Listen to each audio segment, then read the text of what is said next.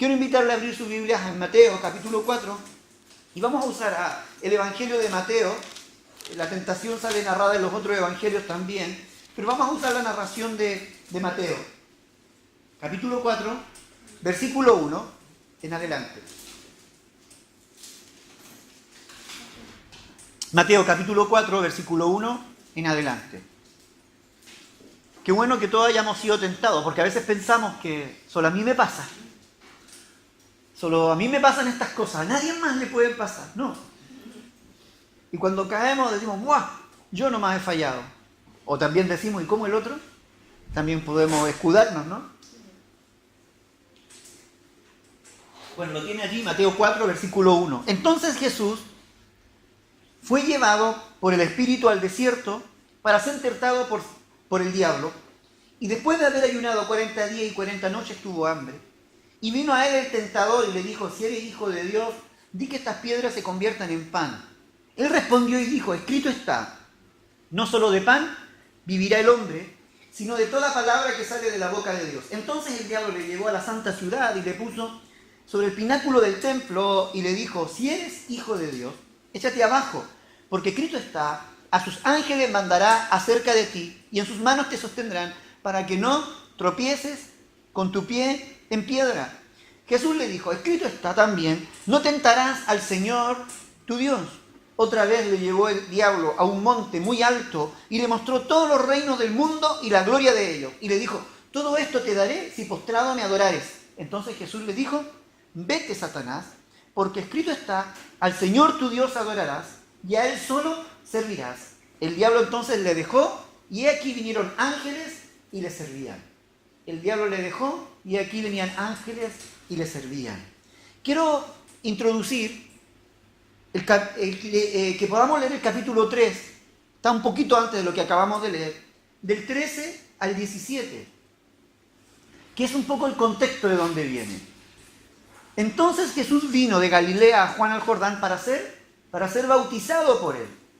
Mas Juan se le oponía, diciendo, yo no necesito ser bautizado por ti, y tú vienes a mí. Pero Jesús le respondió, deja ahora, porque así conviene que se cumpla toda justicia. Entonces le dejó.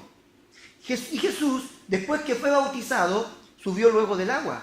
Y aquí los cielos le fueron abiertos, y vio al Espíritu de Dios que descendía como paloma y venía sobre él. Y hubo una voz del cielo que decía, este es mi Hijo amado, en quien tengo complacencia. Y ahí continúa, entonces Jesús fue llevado por el Espíritu al desierto para ser tentado por el diablo. Todo esto ocurre, el periodo de tentación comienza luego de que Jesús fue bautizado. Eso está claro, todos los evangelios lo ponen cronológicamente, lo ponen en la misma situación, ¿vale? Este momento lo ponen en la misma situación. Jesús se bautiza, y como ya la mayoría de nosotros sabe, una vez que Jesús es bautizado, también el Espíritu Santo desciende sobre él en forma corporal, como paloma, ¿no? Como paloma. Y bueno, una vez que Jesús sale del agua, es llevado por el Espíritu, dice, al desierto para ser tentado, ¿no? Entre paréntesis, el bautismo tenemos que recordar que significa muerte, significa compromiso, significa entrega, ¿no? El Espíritu Santo no vino sobre un Jesús que simplemente estaba aparentando una situación o que estaba cumpliendo con un trámite simplemente por cumplirlo. No. El bautismo de Jesús también tuvo el significado que tenía que tener. No sé si me explico, ¿no? Jesús no fue bautizado simplemente para cumplir con el ritual familiar, como algunos se bautizan, ¿no? Bueno, el niño es pequeño, lo vamos a bautizar para que se haga cristiano, ¿no? Cumplen con el ritual de la familia, el ritual religioso, no. Jesús no se bautizó simplemente para cumplir con un ritual religioso. Jesús se bautizó porque entendía lo que el bautismo significaba, ¿no? Significaba muerte. Y Jesús lo que estaba indicando era que él iba a morir, que él moría a su honra, él moría a su gloria, él moría, entre comillas, en cierto sentido, a su divinidad, vamos a decirlo de alguna manera, para comportarse como hombre en todo lo que iba a ser su quehacer desde ahora en adelante. Y frente a esa muerte, frente a esa negación a sí mismo, y me gusta esa palabra porque lo usa también la Biblia, y porque él se negó a sí mismo, Dios viene y permite que el Espíritu Santo venga sobre él y confirme también en cierto sentido que todo lo que Jesús estaba haciendo era correcto. y venga el Espíritu Santo sobre su vida, ¿cierto? A morar en él, para acompañarle en este nuevo proceso que él iba a iniciar en su ministerio aquí en la tierra. Entonces, es muy interesante porque el Espíritu Santo no viene, o Dios no respalda algo si no hay una actitud genuina, no hay una actitud sincera, no hay una actitud real, ¿vale? Me voy explicando. Si no estamos siendo sinceros, si nuestro compromiso no es real con Dios, entonces Dios dice, mi espíritu no va. El Espíritu viene, desciende sobre Jesús, porque en él también hubo un compromiso genuino, real, a la muerte, ¿no? Hasta la muerte, también con la labor, con el ministerio que él iba a desempeñar. Pues bien, el Espíritu Santo viene sobre su vida. Y es interesante ver que el Espíritu Santo viene sobre él y que lo lleva al desierto para ser tentado. Marcos, cuando narra esta historia, dice que el Espíritu Santo le impulsó al desierto, como que lo empujó hacia el desierto, como que lo apresura hacia el desierto. El Espíritu Santo, en cierto sentido, estaba diciéndole, es necesario que pases por esto, ¿no? Lo empuja hacia el tiempo de tentación, al tiempo de prueba. Mira, es interesante, ¿no? A veces decimos, guau, ¿cómo me vine a meter en esto? Decimos a veces, ¿no? ¿Cómo pude yo llegar a este momento?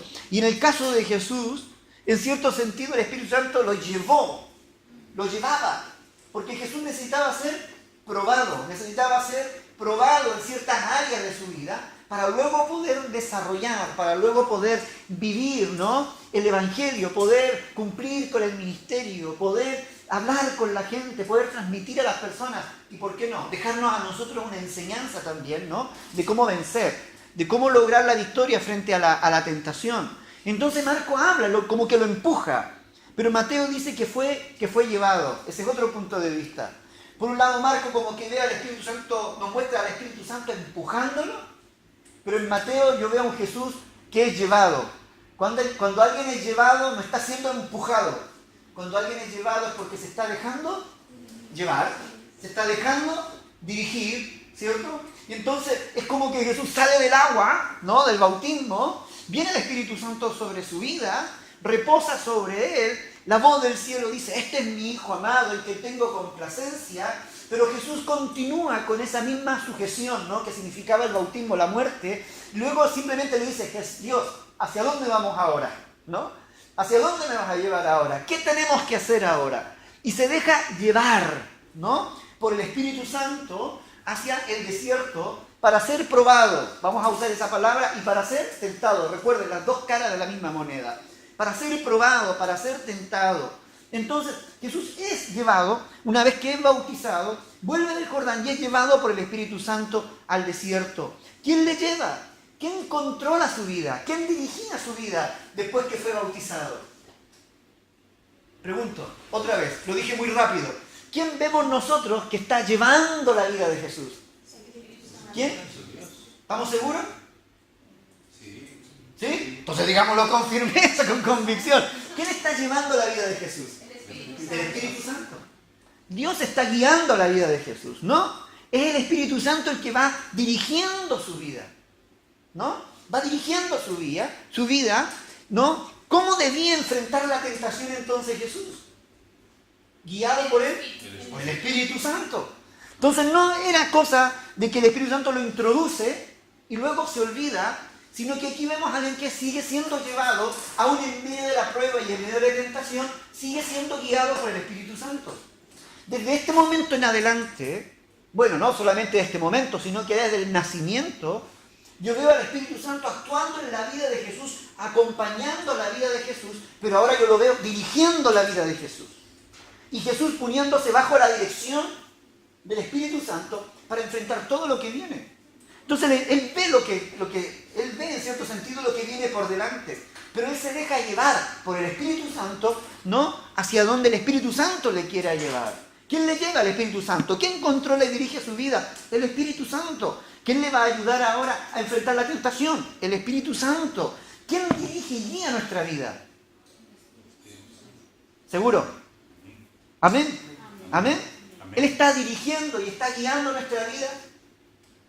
¡Wow! Eso es importante, ¿no? Yo puedo decir, hoy Dios dirige mi vida, ayer dirigió mi vida, durante la semana el Señor ha dirigido mi vida, Él ha sido la nube que si no se mueve yo no le voy a...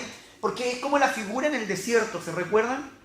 Cuando el pueblo de Israel caminaba, él caminaba guiado por la nube, guiado por la columna de fuego. Y cuando la columna se movía, ellos se movían. Si se detenía, ellos se detenían. Y estaban allí atentos hacia dónde Dios le iba guiando por todo el caminar del desierto. Por todos los años, los 40 años que dieron vuelta en el desierto, ellos iban siendo guiados por la nube. Entonces, la pregunta siempre es, ¿quién está dirigiendo mi vida? ¿Quién está dirigiendo nuestra vida? Si es el Espíritu Santo como en la vida de Jesús, muy bien, excelente. Pero si no lo es, tenemos un problema. Estamos contradiciéndonos a nosotros mismos. ¿No sé? Nos estamos contradiciendo a nosotros mismos. Necesitamos que Él siga guiando nuestra vida. Aquí es importante también destacar que después de haber ayunado durante 40 días y 40 noches, dice que tuvo hambre. Es bonito eso. Sí, aguantó. Yo al anochecer ya me da hambre. Si tengo que ayunar al mediodía ya tengo hambre. A la media tarde otra vez. Y después, ¡buah! ¡Qué luz! Pero Jesús estuvo 40 días. Y vino el hambre. ¿Normal o no normal? ¿Cómo lo encuentro? Normal, ¿no? Después de 40 días sin comer, ¿tendrían hambre? Aarón, ¿tú tendrías hambre? ¿Sí? De mal comer el niño, sigue. Tendríamos hambre. Cualquiera de nosotros tendría hambre, ¿no? Cualquiera de nosotros tendría hambre, ¿no? Entonces, cuando Él tiene hambre, dice que vino el tentador. ¿Cómo le llaman al diablo? El tentador. ¿Por qué? Porque recuerden, ocupa las mismas situaciones para hacernos, para inducirnos, para provocarnos, ¿cierto? A que nosotros podamos fallar, para que nosotros nos podamos equivocar. La misma situación que Dios ocupa para probarnos, Él va a aprovechar siempre, pero con un fin negativo. Y viene el tentador. Ve que Jesús tiene hambre, han pasado 40 días sin comer, viene para inducirlo a que caiga, para inducirlo a que peque, para inducirlo a que se equivoque. Y le dice, si eres hijo de Dios, di que estas piedras se conviertan en pan. Di que estas piedras se conviertan en pan. ¿Cuál es la tentación aquí? ¿Por qué le tienta de esta manera? ¿Cuál era el objetivo? ¿Hacerlo caer en qué? En la debilidad. En la debilidad. ¿De que entregara el ayuno apresuradamente? A ver, esto es interesante. Era como obedecerle al enemigo. Vale. ¿Él tenía hambre o no tenía hambre? El cuerpo ya le pedía pan, vamos a decirlo, no le pedía pan. Normal, ¿no? ¿Y si él comía pan? Pues Caía. iba a ser obediente A la voz del enemigo. Interesante, ¿no? ¿Vale? Entonces la tentación era obedecer la voz de Satanás. ¿Sí? Esa sería la tentación. Obedecer la voz de Satanás frente a una situación. ¿Sería esa la tentación? ¿Cuál crees tú? Comer, alimentarse, entregar el ayuno. Después de 40 días. El tema es que aquí nadie nos dice cuántos días Jesús había propuesto ayunar. O el Espíritu Santo le había dicho tienes que ayunar. Aquí en ningún momento la Biblia nos dice, oye, ahora te lleva al desierto. Dios lo llevó al desierto para que ayune 39 días. O que ayune 42 días. O que ayune 45. Simplemente dice que lo llevó al desierto para ser probado, tentado. Es decir, estaba en un periodo de prueba, de tentación. Él sabía cuándo entraba, pero no sabía cuándo iba a salir, ¿no? Era un tiempo indeterminado, vamos a decirlo. Entonces, claro, la prueba puede haber sido, oye, ya que él tiene hambre, que coma. Pero si ustedes se dan cuenta, la frase que usa Satanás, ¿cuál es? Para tentarlo. Si eres hijo de Dios. Si eres hijo de Dios. Entonces, ¿hacia dónde apunta la tentación? A que él demuestre el poder como qué? Como hijo de Dios. Ahí tenemos una señal, ¿no? Demuestra como hijo de Dios que eres hijo de Dios y haz que estas piedras se conviertan en pan. Ya que tienes hambre, entrega el ayuno y haz que estas piedras se conviertan en pan. Quisiera un milagro allí para convertir las piedras en pan. ¿Sí? Entonces, ¿qué finalidad tenía allí? Por un lado, que él demostrara que era hijo de Dios. Por otro lado, que hiciese un milagro como hijo de Dios. Bueno, no les voy a dar aquí muchas vueltas, ¿no? ¿Era pecado satisfacer una necesidad corporal? Cuando tú ayunas, por ejemplo. Voy a ayunar una semana. Pero a los 3 días ya no aguanto. ¿Y cómo? ¿Es pecado o no es pecado? No. ¿Por qué no? Es interesante, ¿no? Porque yo aquí aprovechamos también de dilucidar un poco las dudas. ¿Es pecado o no es? ¿No es pecado? ¿Dicen ustedes? ¿Qué dices tú, Eduardo? ¿Está siendo grabado esto, Eduardo? Te lo... No es pecado. ¿Por qué no? Lo corto más. Si yo me propongo hoy día ayunar todo el día y al mediodía no aguanto más y me como el chuletón, ¿es pecado o no es pecado? ¿Eso es pecado? ¿Has desobedecido? He desobedecido, pero si fui yo el que me puse una meta, después no la cumplí. No has pasado la prueba, no has sido capaz. Vale. Hay muchas cosas que no tienen... Por ejemplo, el ayuno es algo voluntario. ¿Me voy a explicar? Es algo voluntario. Entonces, no entra dentro del parámetro si es pecado o no es pecado, si yo termino o no termino el ayuno. Nadie es pecador por no terminar un ayuno. A eso me refiero, no terminarlo de acuerdo a los parámetros establecidos, ¿no? Me propuse un día, no lo terminé, vale, no he sido capaz, he sido débil, he sido derrotado, pero no he pecado, ¿me explico? No ha sido una traición contra las leyes de Dios. No. Es simplemente que no soy lo suficientemente fuerte y disciplinado para no terminarlo, ¿no? Entonces, si Jesús comía, Él no estaba pecando por comer. Él no estaba cayendo en pecado allí. La tentación apuntaba hacia otro lado. La tentación era natural, tenía hambre, bueno, podía haber comido. Era lógico, podría haber comido. Pero lo malo era el haber hecho uso, aquí lo voy a decir de una forma un poco técnica, ¿no? Era una provocación hacia su divinidad, vamos a decirlo de alguna forma. Tú eres hijo de Dios, entonces demuestra que eres hijo de Dios. Tienes divinidad, entonces demuéstralo, usando esa divinidad, ¿para qué? Para poder satisfacer esta necesidad humana. Usa tu divinidad para satisfacer una necesidad humana. En este caso tienes hambre, entonces, así como eres Dios, usa ese poder que tienes como hijo de Dios para crear alimento de una piedra y aliméntate, hombre, no tienes para qué. La tentación estaba entonces en que él se comportara como Dios cuando él lo que tenía que aprender era enfrentar la situación como hombre. ¿Me voy explicando?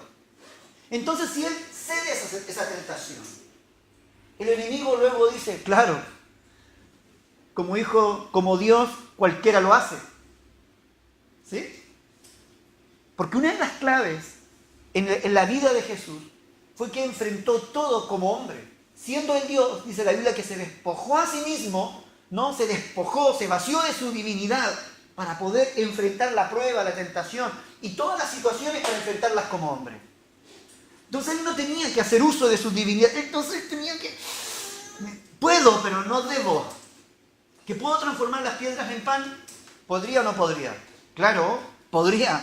Y del buen pan seguramente, así como transformó el agua en vino, en el buen vino, pudiera transformar. Pero no era el momento, ni era la situación de satisfacer y autosatisfacer una necesidad humana usando el Espíritu de Dios. Segundo, no tenía nada que demostrarle a Satanás. Si eres hijo de Dios, lo soy. ¿Y qué? No tengo nada que demostrarte. ¿No? Era entrar en un diálogo, una conversación con Satanás que no venía al caso. Entonces, era una provocación a su divinidad, tentado a usar sus capacidades divinas para suplir una necesidad humana. Es la tentación de hacer las cosas, en este caso, humanamente, tal vez, en la carne, vamos a decirlo de alguna manera. Es como cuando lo hacemos nosotros al revés. A nosotros nos pasa al revés. La tentación, esta misma tentación viene pero de un modo al revés. Es querer usar estrategias humanas para alcanzar metas o satisfacer situaciones que deben ser satisfechas de manera divina. ¿Notan la diferencia? Jesús fue tentado para usar su divinidad y poder satisfacer una necesidad humana. El diablo ahora nos tienta a nosotros al revés. Usa nuestra humanidad para que nosotros humanamente satisfagamos o usemos estrategias humanas para satisfacer nuestras propias necesidades. ¿Sí? ¿Por qué pan? ¿Por qué no fue, mira, haz que fluya agua, haz que venga carne, que las piedras se conviertan en carne, que las piedras se conviertan en codornices, ¿no? O esto o aquello, ¿no? Pan, ¿sí? Porque el pan representa lo básico, lo necesario, lo básico en nuestra vida. Pan y agua, dice alguien, ¿no? ¿Podemos estar a pan y agua? Porque son los dos básicos, ¿no? Beber agua, uno puede, de hecho los niños que estuvieron encerrados en esta cueva, ¿no? Duraron 10 días bebiendo agua, ¿cierto? Que caía, estas aguas subterráneas, que caía por las grietas allí de la montaña y estuvieron bebiendo 10 días. Estaban un poco débiles, pero vivieron, comiendo cositas pequeñas, pero lo que les sostuvo fue el beber agua. Ahora, en el caso de, habla de necesidades básicas. ¿Saben, hermanos? Aquí la tentación, en nuestro caso, aplicada a nuestra realidad, tiene que ver con depender de las estrategias humanas para adquirir los medios necesarios para vivir. Así como Jesús fue tentado para usar las estrategias divinas para satisfacer lo humano, aquí nuestra tentación es depender siempre de nuestras capacidades humanas, descansar siempre en nuestros esfuerzos humanos, el intentar siempre depender de nuestras propias estrategias para adquirir los medios necesarios para vivir. Alguien me podrá decir, bueno, eso no está mal. Y en cierto sentido tienen razón. Que tenemos que ganarnos el pan, por supuesto que tenemos que ganarnos el pan. Alguien me podrá, pero es que tenemos que vestirnos, por supuesto que tenemos que vestirnos. Nadie está diciendo lo contrario. El tema es que cuando nosotros llegamos a depender absolutamente de nuestras estrategias humanas y no consideramos, no valoramos y no permitimos que Dios actúe en medio de nuestra situación. ¿Me voy explicando? Es totalmente al revés en este caso. Hacemos todo nosotros con nuestra fuerza. Intentamos todo con nuestra estrategia humana. ¿Qué hay que hacer esto? ¡Wow! Ya, voy a esforzarme porque hay que hacerlo. ¿Y en qué momento decimos, Señor, esto hay que hacerlo? Señor, Señor, abre esta puerta, Señor. ¿En qué momento dependemos de lo divino para que intervenga en lo humano? ¿Saben? Esto es muy interesante, porque eso es peligroso. Y yo meditaba en esto, y digo yo meditaba porque lo veo en torno a la palabra, estuve reflexionando y decía, Señor, ¿por qué es tan peligroso cuando nosotros como seres humanos buscamos la manera siempre de estrategias humanas de estar satisfaciendo esas necesidades básicas que nosotros tenemos? El pan, ¿no? El pan, está hablando aquí, de que las piedras se conviertan en pan, ¿no? ¿Por qué? En primer lugar, porque no siempre nosotros actuamos de acuerdo a la voluntad de Dios. Y estropeamos muchas veces el plan perfecto que Dios está desarrollando en nuestras vidas. Cuando nosotros, recuerden que Jesús venía lleno del Espíritu, venía siendo guiado por el Espíritu. Era el Espíritu Santo el que le estaba guiando.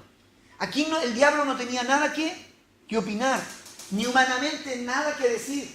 Él tenía que ser guiado por el Espíritu también a la hora de enfrentar la situación. Por eso es que la respuesta que le da Jesús a Satanás en medio de la tentación es una respuesta espiritual.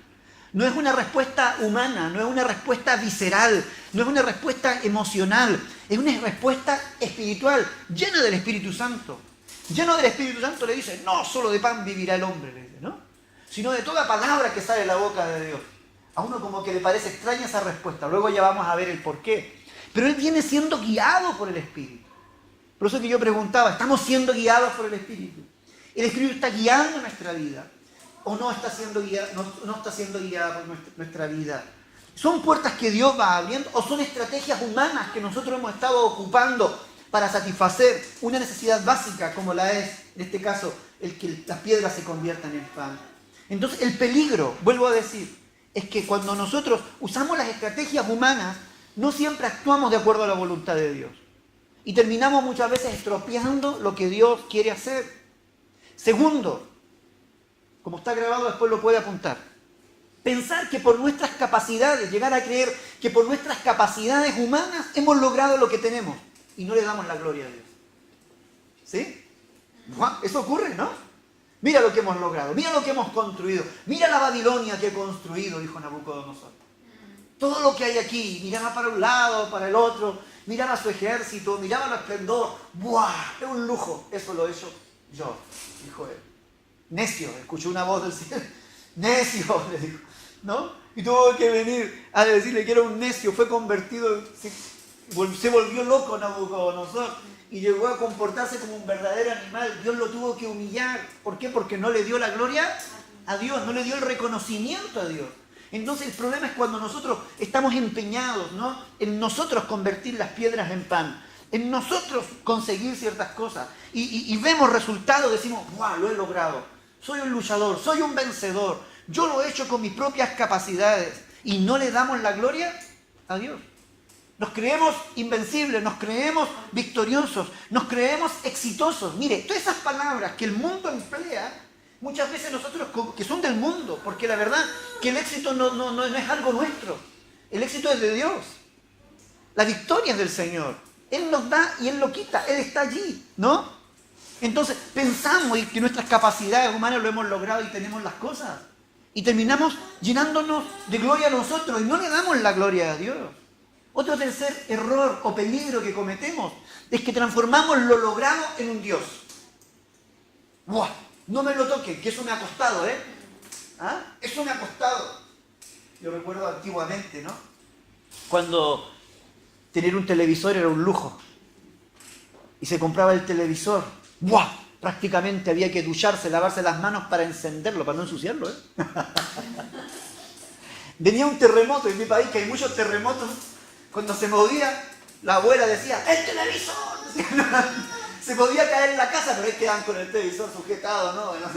Tenía mucho valor, si se caía, claro, porque le daban un valor, porque lo que cuesta se le da valor, pero lo que a mí me ha costado, claro, le damos un valor muchas veces exagerado, y lo que logramos se transforma en un Dios, en nuestro Dios. Mira, no lo toques, esto no, es un Dios. Llámese objetos, llámese carreras, llámese bienes materiales, llámese dinero, que no lo tocamos porque eso me ha costado, el dinero es mío. Y nos adueñamos, claro, porque nos sentimos dueños de las cosas que hemos logrado. Y no entendemos que todas esas cosas no las hemos logrado nosotros. Dios las ha puesto a nuestra disposición, ha creado los medios, nos ha dado la fuerza, la salud, la estrategia. Él ha abierto puertas y ha cerrado puertas para que tú y yo estemos donde estemos. Esos no son nuestros medios, son los medios también del Señor. Entonces transformamos lo logrado muchas veces en nuestro Dios, en nuestro ídolo, vamos a decirlo.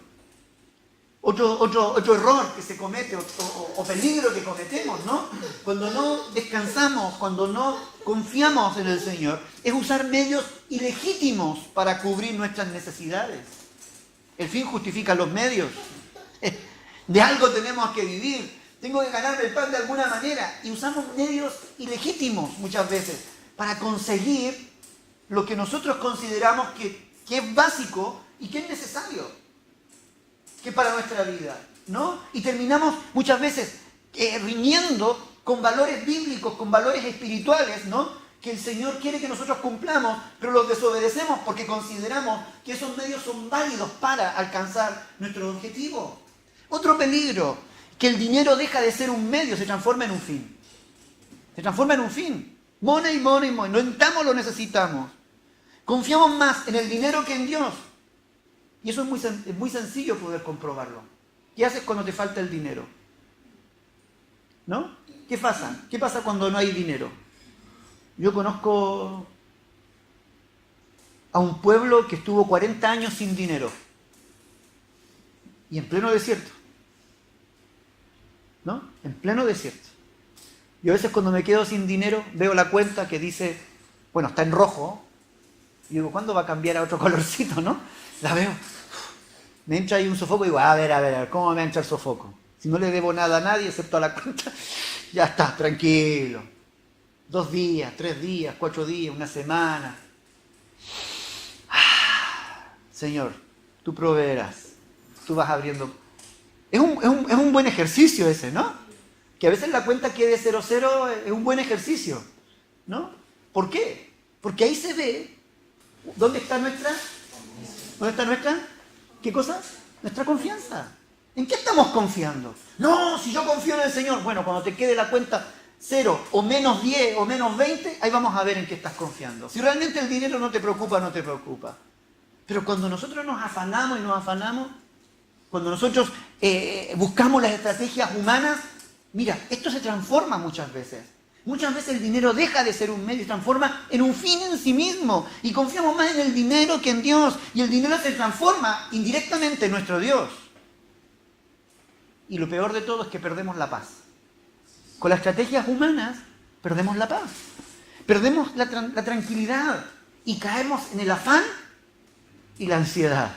Y ya sabemos lo que dijo Jesús referente a eso. Caemos en el afán y la ansiedad.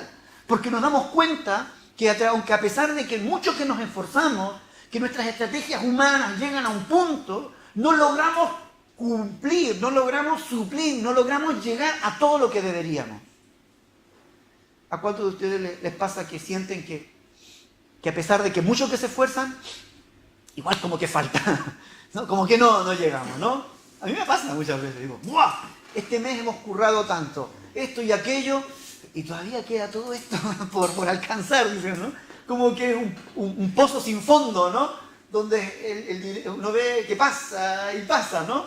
Y como que nunca logra concretarse.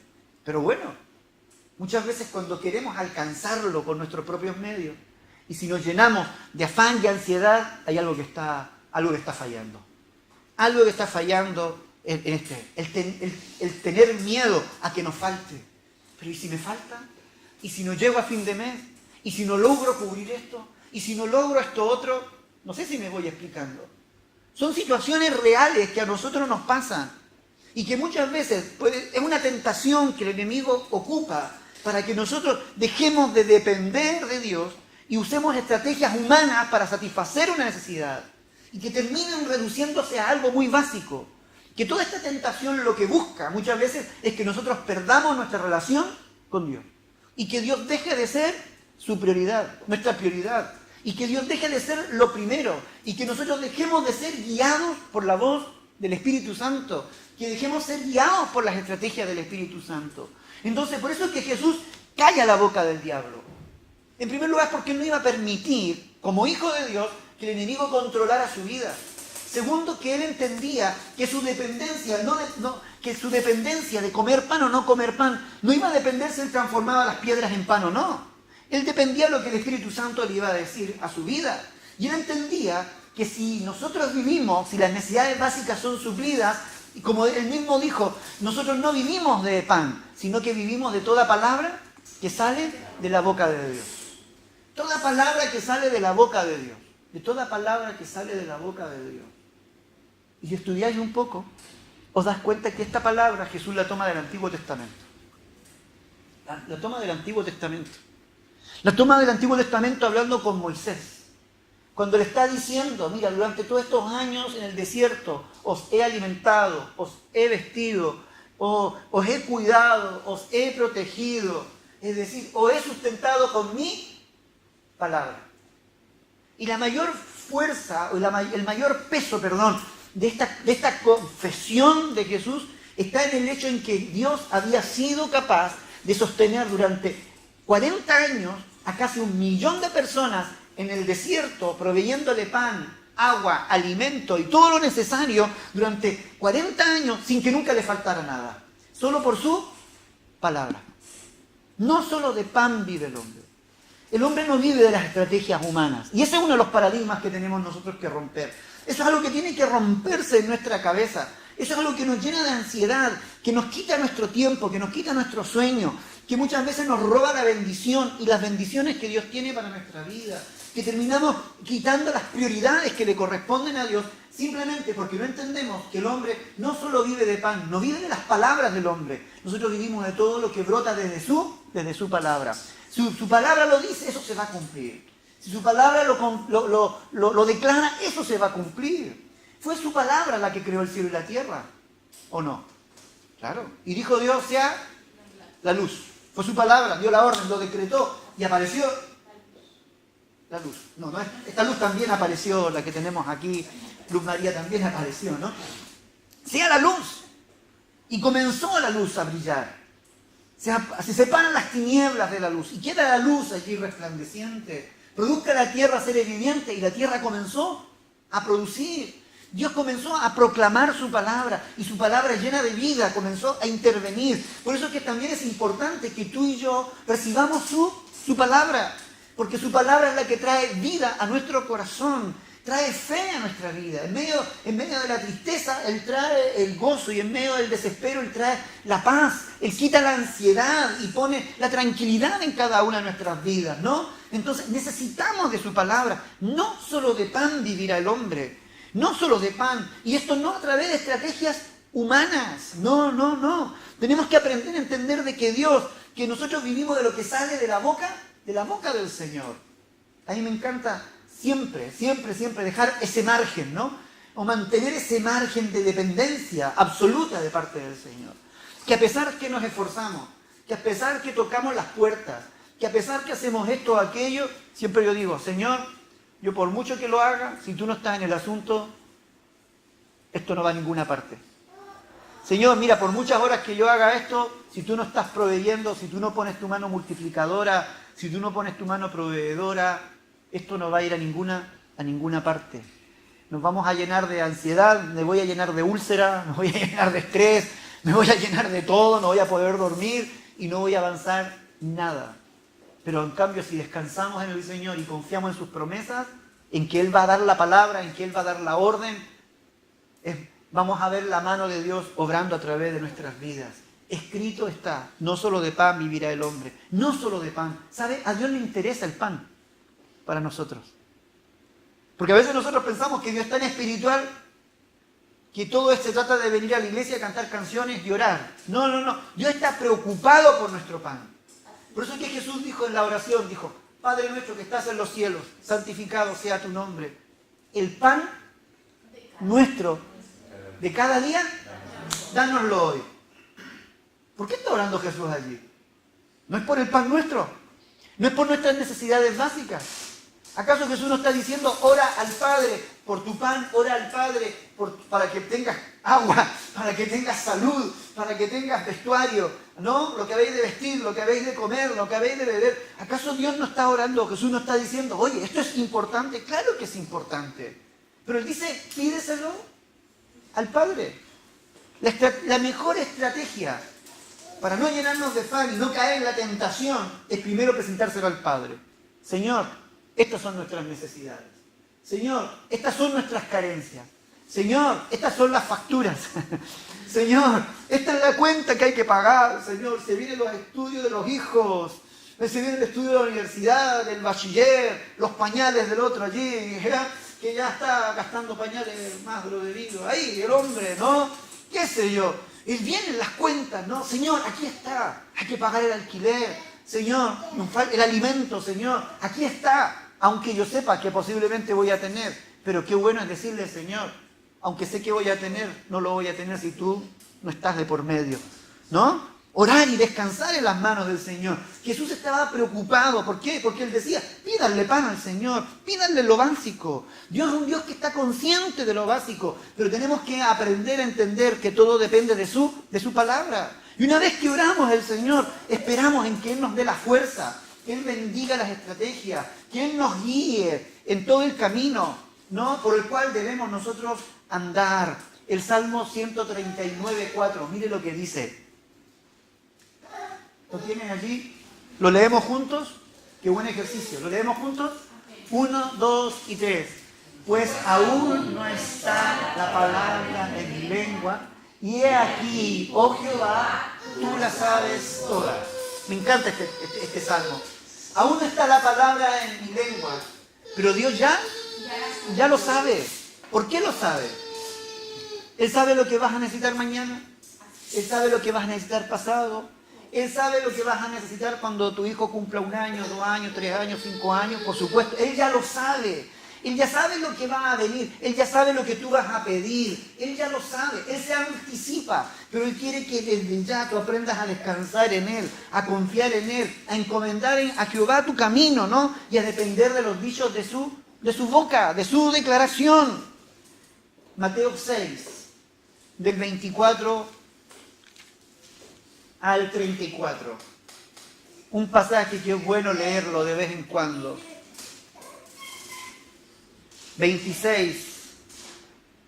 capítulo 6, del 24 al 34. ¿Lo tiene? Acá lo tiene. Ninguno puede servir a dos señores. Ninguno. Porque aborrecerá al uno y amará al otro, o estimará al uno y menospreciará al otro. No podéis servir a Dios y a las riquezas. Y eso no se refiere solo a la avaricia, sino se refiere a esa dependencia que tenemos de las riquezas muchas veces, de lo terrenal, ¿no? Por tanto os digo, y aquí es bonito, me encanta, yo quiero que lo leamos como algo que lo necesitamos, ¿no? No os afanéis por vuestra vida. ¿Qué habéis de comer? ¿O qué habéis de beber? Ni por vuestro cuerpo. ¿Qué habéis de vestir? ¿No es acaso la vida más que el alimento y el cuerpo más que el vestido? ¿Qué es más importante? ¿La vida que el alimento? Claro, es más importante la vida. ¿Es más importante el cuerpo que lo que vamos a poner encima? Por supuesto, ¿no?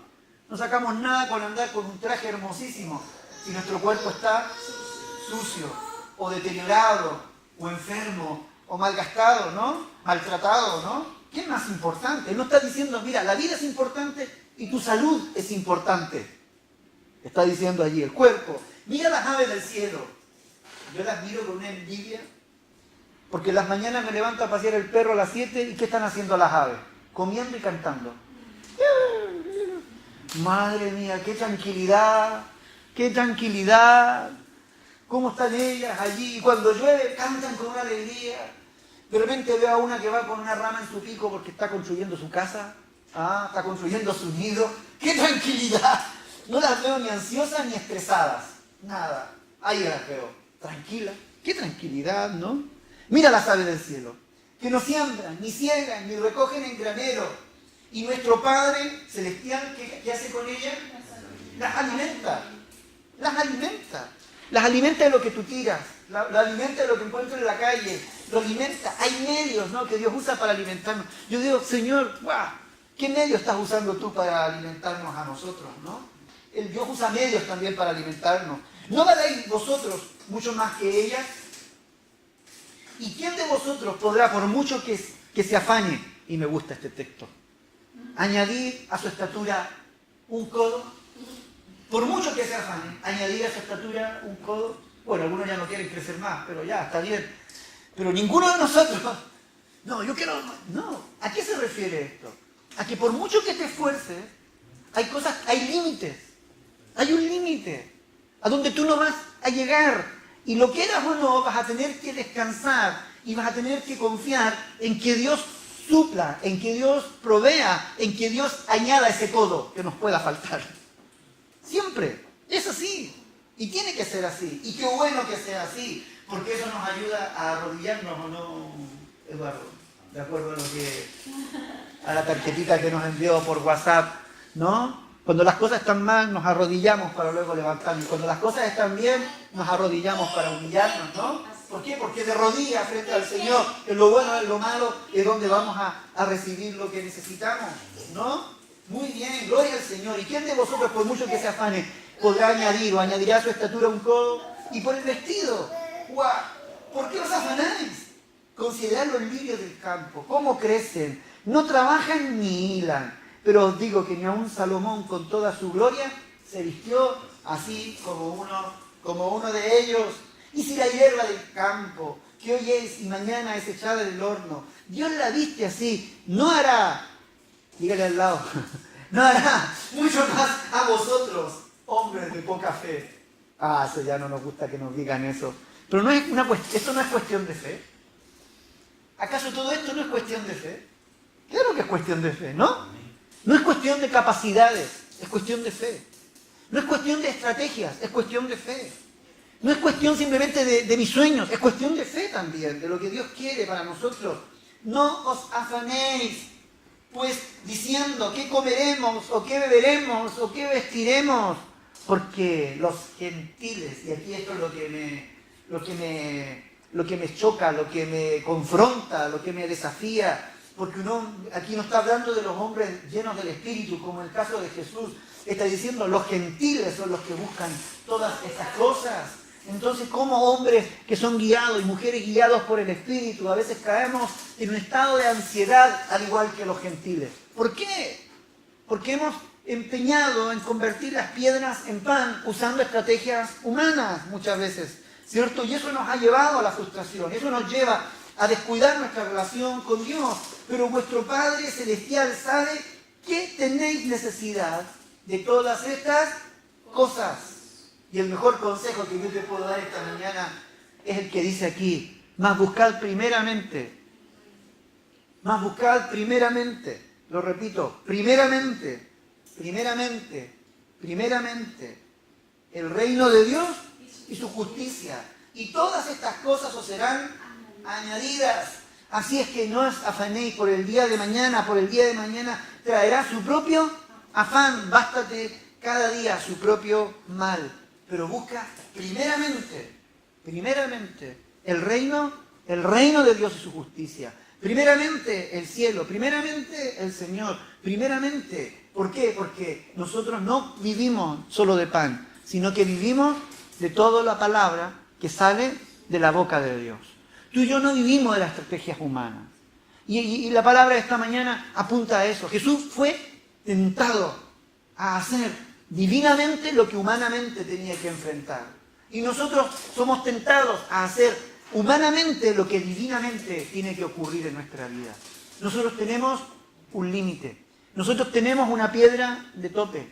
Aprendamos a descansar, aprendamos a usar las estrategias del Señor. Aprendamos, como dice este texto, primeramente a buscar al Señor. Busquemos al Señor, démosle a Él la prioridad, démosle a Él lo primero y vamos a ver cómo las palabras de su boca van rodeándonos de bienes y misericordia. Cómo las palabras de su boca van satisfaciendo cada una de esas necesidades, cada una de esas situaciones. Me encanta el texto que dice: encomienda a Jehová tu camino, confía en Él, espera en Él y Él hará. Pero encomiéndalo a Él, descansa en Él, porque Él va a actuar, se va a poner también manos a la obra en el asunto y nuestra vida va a poder ser bendecida, disfrutar de las bendiciones de lo alto. Nunca pienses que tú vas a lograr las cosas humanamente. Nunca creas y confíes en tus capacidades humanas. Aprende a confiar y a descansar en lo que Dios divinamente quiere hacer